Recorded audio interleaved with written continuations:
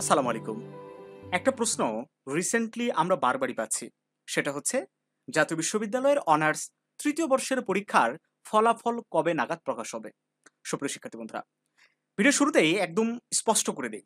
কারণ তোমরা ধৈর্য ধরতে এতটাই অধৈর্য হয়ে পড়েছ যে একটা ভিডিও দেখার মতো সময় ধৈর্য তোমাদের হাতে নাই সেটা আমরা বুঝতে পারছি। এজন্য খুব সংক্ষেপে তোমাদেরকে ইনফরমেশনটা দিয়ে দিব।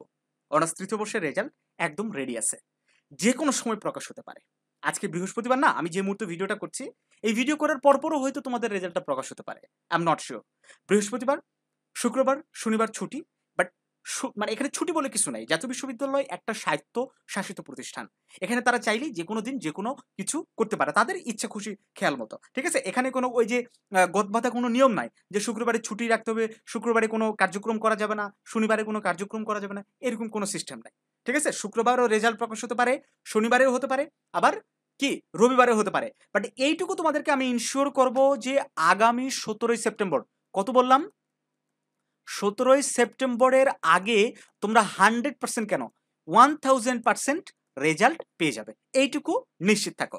সো তোমরা যারা অতি উৎকণ্ঠায় অপেক্ষা করছো, দুশ্চিন্তায় ভুগছো যে কবে রেজাল্ট প্রকাশ হবে, কবে রেজাল্ট প্রকাশ হবে, এইটা নিয়ে আর দুশ্চিন্তা করো না। তোমাদের রেজাল্ট খুব শীঘ্রই প্রকাশ হয়ে যাবে।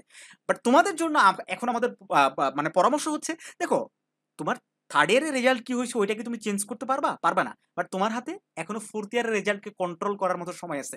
4th ইয়ারের পরীক্ষা যথাসময়ে হবে। কি বললাম? 4th ইয়ারের পরীক্ষা একদম যথাসময়ে হবে।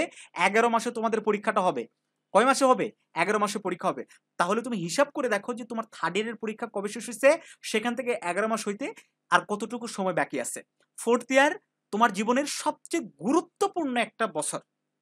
কথা বুঝতে পারছো? তোমার অনার্স লাইফের শেষ বছর হচ্ছে 4th ইয়ার এবং বরাবরের মতো 4th ইয়ারের কোশ্চেন কিন্তু প্রতি বছরই কঠিন হয়, এবারও হবে। এইজন্য ভালোভাবে পড়াশোনা করার বিকল্প কিছু নাই। ওই পরীক্ষার 2 মাস আগে শর্ট সাজেশন, জানুয়ারির শর্ট সাজেশন সংগ্রহ করলে কিন্তু হবে না। ঠিক আছে? এখন থেকে পড়াশোনা করতে হবে। তো পড়াশোনা করো, এই 4th ইয়ারের দিকে ফোকাস দাও। রেজাল্টের মতো রেজাল্ট প্রকাশ হয়ে যাবে। কত তারিখের আগে বললাম? 17ই সেপ্টেম্বরের আগে। যেকোনো দিন দিতে পারে, আগামীকালও দিতে পারে।